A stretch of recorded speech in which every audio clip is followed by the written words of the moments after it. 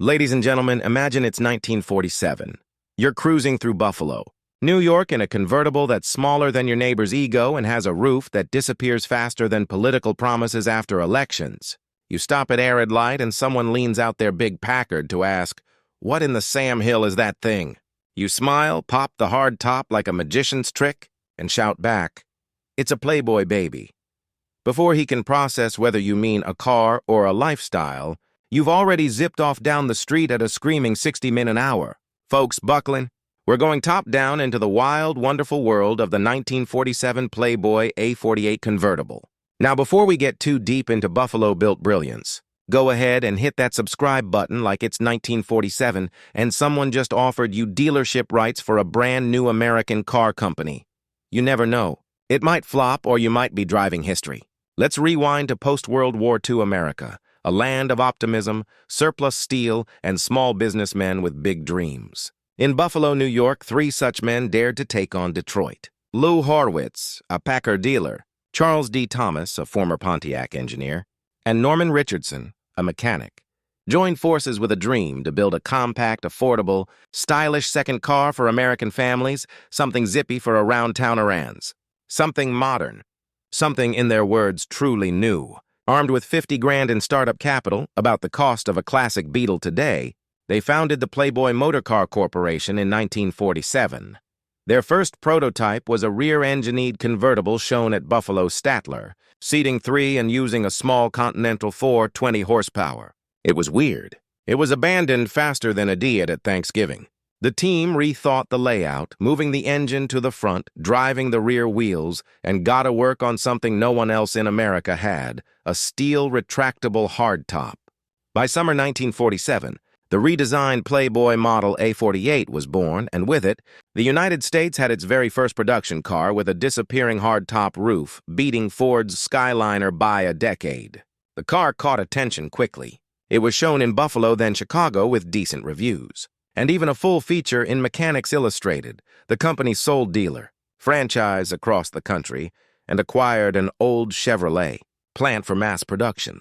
They even launched a public stock offering in May 1948 to raise $20 million, but just as their retractable dreams were taking shape, the Securities and Exchange Commission took a wrecking ball to the startup world. The Tucker Car Corporation, another ambitious post-war automaker, was under investigation for stock fraud.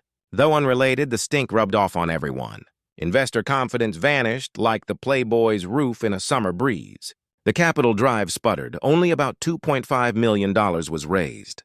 By early 1950, even a possible rescue deal with industrialist Henry J. Kaiser failed. And by 1951, the Playboy Motor Car Corporation was no more. In the end, only 97 Playboys were built, including the prototype. Between 1947 and 1949, they were hand-assembled pilot cars, each a little different, each a mechanical snowflake. Most weren't even sold through showrooms. They were distributed to dealers or used for promo events. One unfinished chassis remained when the doors shut for good. A few were rescued by distributors. Some were repurposed as golf course carts, and about 43 are believed to survive today. Among those survivors, the original prototype is preserved in the Saratoga Automobile Museum, while 5 cars are owned by the founder's grandson, David Kaplan, who has become the marque's unofficial historian. Let's talk specs, shall we? Because this little car packed more innovation than most mid-century sedans, the Playboy A48 was a stubby 2-door convertible riding on a 90-in wheelbase and measuring about 155 in length or just under 3.94 men. It had unibody construction, which was rare for the 1940s, giving it a light but sturdy frame. It was narrow, light, and neatly shaped with a smooth envelope body years ahead of its time. The real party trick, though, was the manually retractable steel hard top that folded into the trunk. Unlike soft tops that flapped and sagged, the Playboy's metal roof looked sharp up or down and gave the corral weather usability that no competitor could match. The Playboy's mechanical heart went through a few changes. The earliest prototype had a 2.2L Hercules Flathead 4, making around 46 horsepower, plenty of muscle for a car that weighed less than 2,000 lb, about 860 to 930 kilo depending on equipment.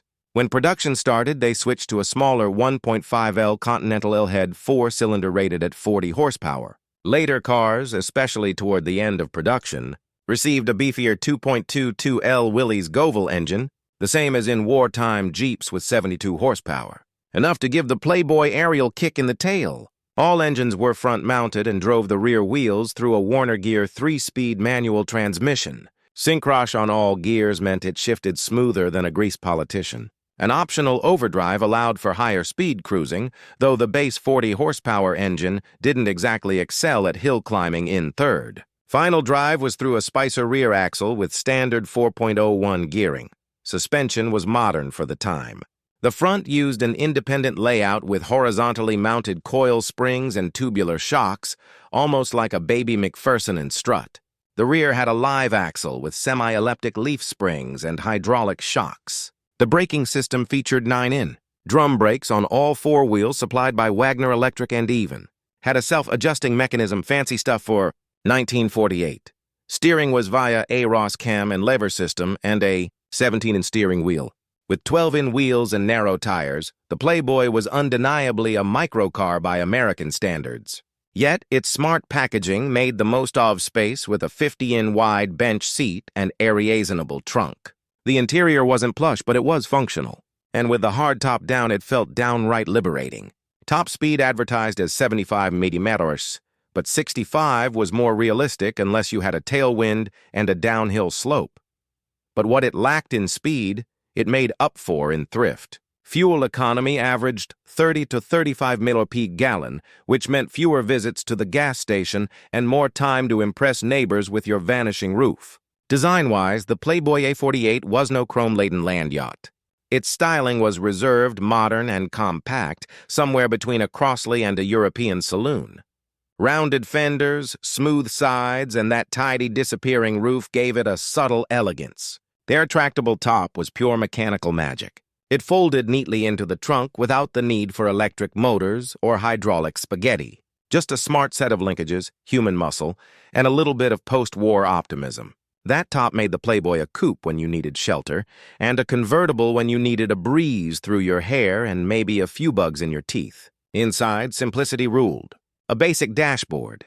Bench seating, no frills, no chrome overload, no dashboard full of toggles that looked like a failed pinball machine. It was utilitarian in the best sense, usable, light, and focused. The Playboy's unibody and efficient layout meant it felt tight and nimble on the road. Sure, it didn't corner like a Jaguar, but it also didn't weigh 2 tons or cost as much as your house. But let's end on a high note. The Playboy A48 may have failed as a business, but it left an oversized footprint in automotive history. It was brave. It was clever.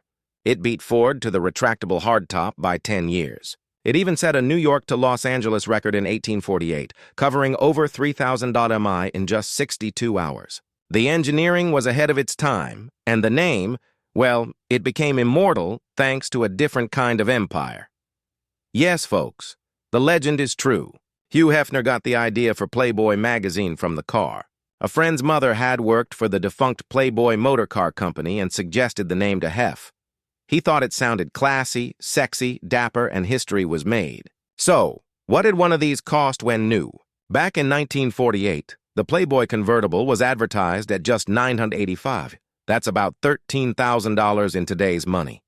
At auction, values are all over the map. A nicely restored Playboy sold at RM Sotheby's. His Hershey sale in 2018 for a jaw-dropping $132,000. Another decent example sold in 2021 for $56,100. Thanks again to all the amazing folks who support this channel, especially our sponsors. Stay curious, stay classy, and remember, if it folds into the trunk and makes your neighbor jealous, it's a keeper.